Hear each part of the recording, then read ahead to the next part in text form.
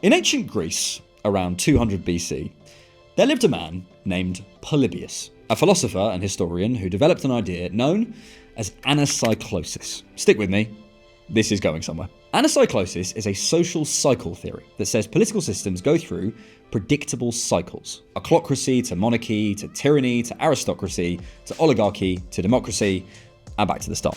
And with that theory, our mate Polybius predicted the rise of the Roman Empire early and made a load of Roman alliances. So when the Greeks fell to the Romans after the war, Polybius was still able to live a comfortable, respected life in Greece. Liverpool captain Virgil van Dijk has often had ancient Grecian imagery put on him in football discourse, hasn't he? He's been called a colossus, Zeus-like, a Greek god, statuesque in the best way, not the Mustafi way. A leader of a backline, of a team, of a city even, guiding Liverpool to 2 Premier League titles and a Champions League in his near 8 years at the club, with 2.5 of those as captain. To reveal my personal bias here, I believe him to be the greatest Premier League centre-back of all time, well deserving of the demigod status he holds on Merseyside. But from an outsider's view, Liverpool appear to be going through their own version of ancyclosis, if you will, even if this season recovers. So, as the cycle changes and power dynamics shift, could Virgil van Dijk do with learning a little something from our old mate Polybius and preparing for the end? Towards Van Dijk! Brilliant from Liverpool!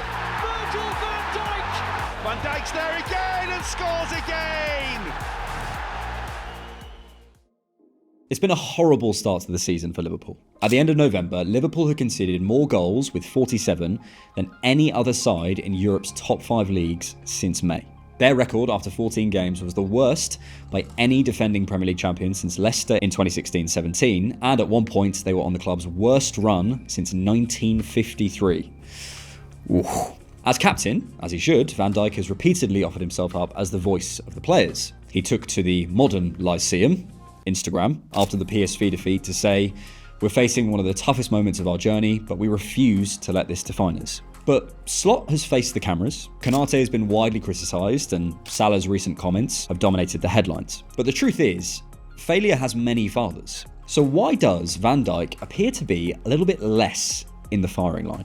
Is he not deserving of more heat? Van Dijk has made a number of high-profile errors. According to Opta, he's given away the highest number of penalties of any Premier League player in all competitions so far this season, with 3. A controversial foul at the edge of the box against Brentford, a clumsy challenge on 𝗦𝗶𝗴 in the Community Shield, and of course that infamous handball which swings Liverpool's Champions League game against PSV. But there was also the lazy leg for Nico Gonzalez's goal against City, and a meme-worthy back-turn for a strike against Sunderland that deflected in.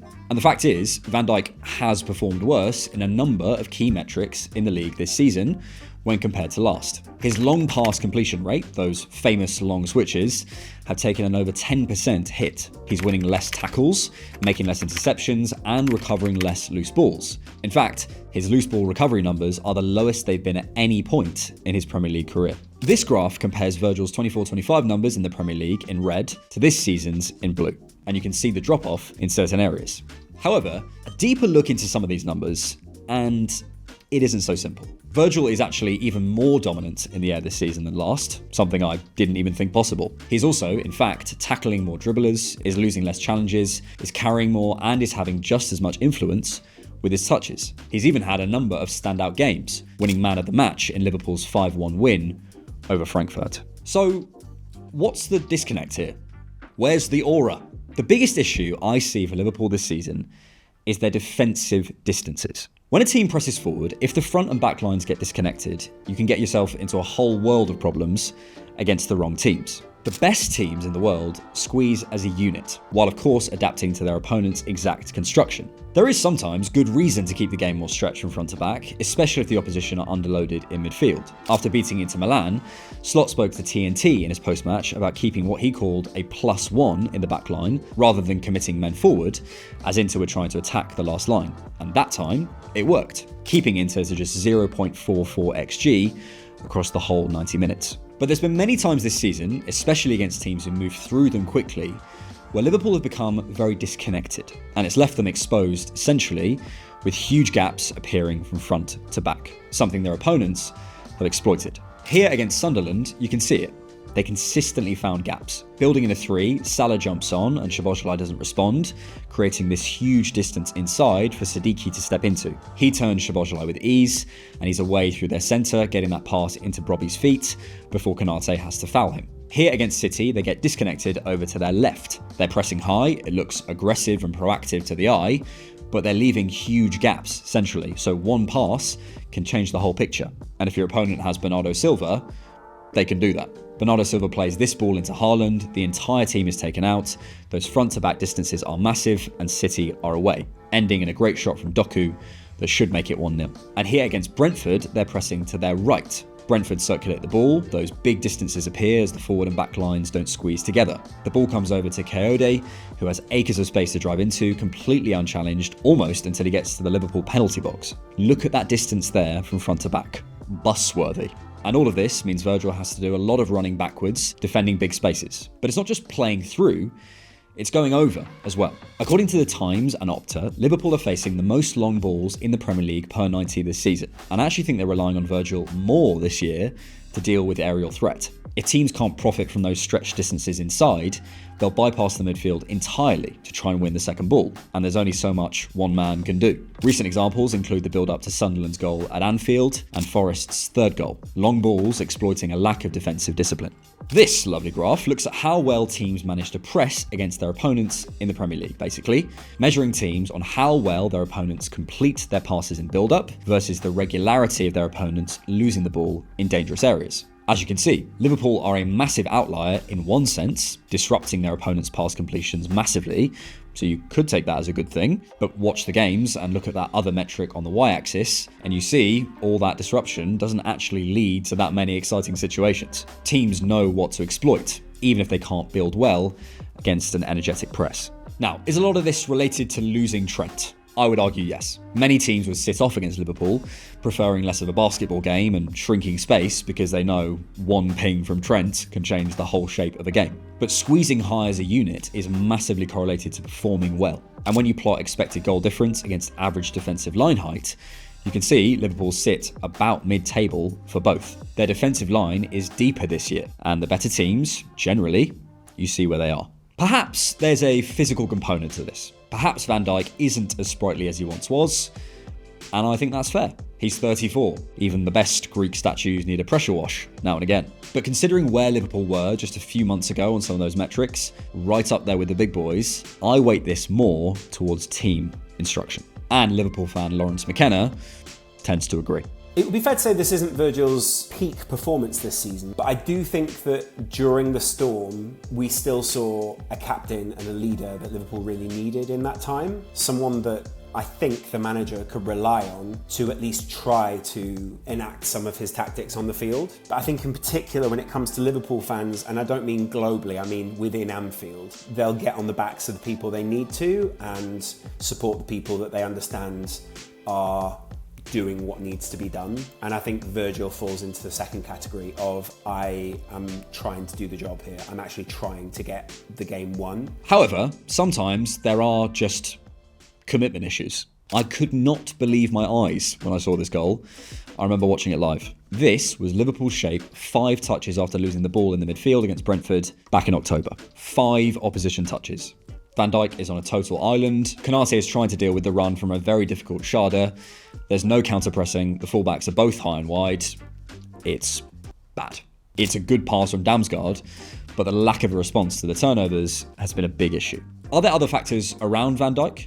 Of course, and many we don't have time to fully explore. I think Liverpool's recruitment team seemed to have misjudged where the league was heading this season, or at least the way their opposition would play. In signing 2 incredibly aggressive width-holding fullbacks in 𝗘𝗫𝗧𝗏 and Frimpong, 2 incredibly technically efficient 9s in Isak and Ekitike, and a space creator in Wirtz, I think they were preparing a team to consistently break down low blocks, players who love tight spaces and waves of attacks. But that's just not how their opposition have played. Slot even alluded to it after that Brentford game. It is definitely that teams have a certain playing style against us. It's a very good strategy to play. We've not found an answer yet. I don't think Virgil's legs have gone or he's on the total decline here. I just think he's 34 with thousands of minutes of football in his legs and has been massively exposed this year by a lot of different factors. And the fact is, there's just never been that many centre-backs of Van Dijk's age who A, get asked to do what he does, but B, might be able to do it.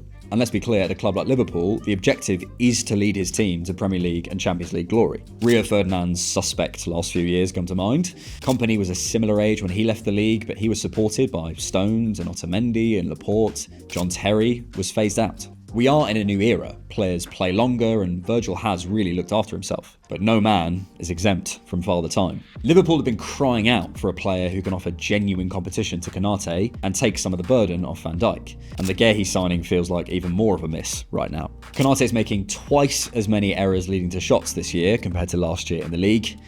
He has been so poor at times. And Van Dijk's also had to contend with a huge amount of flux in both fullback positions. 𝗘𝗫𝗧𝗏 has had an unstable start to his Anfield career.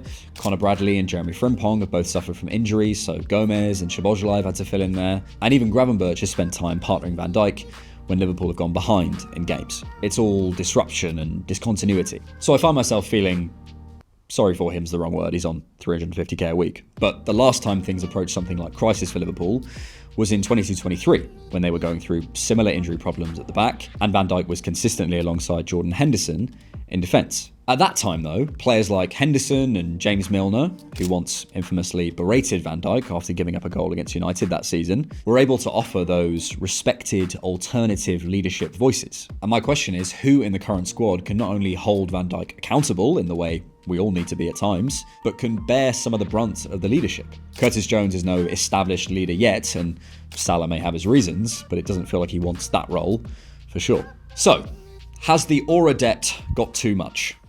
I don't know if that's how you use that phrase, I'm nearly 30. Van Dijk is unquestionably a Liverpool legend. He helped them win a first league title in 30 years, their 6th Champions League. He took Liverpool equal with United's record of 20 league title wins last season, and ahead of them in terms of total trophies. His arrival in January 2018 was the spark for one of the club's proudest eras, and he's been with them through a number of these cycles of death and rebirth. The implication, if he were to leave or begin to accept a reduced role, would be that that era has ended, something that would be extremely difficult both for him and Liverpool fans to accept. And in my view, Van Dijk must stay for now. He's a stabilising figure, a leader in the backline, continuity in a time of great upheaval. He still has plenty to offer at Anfield.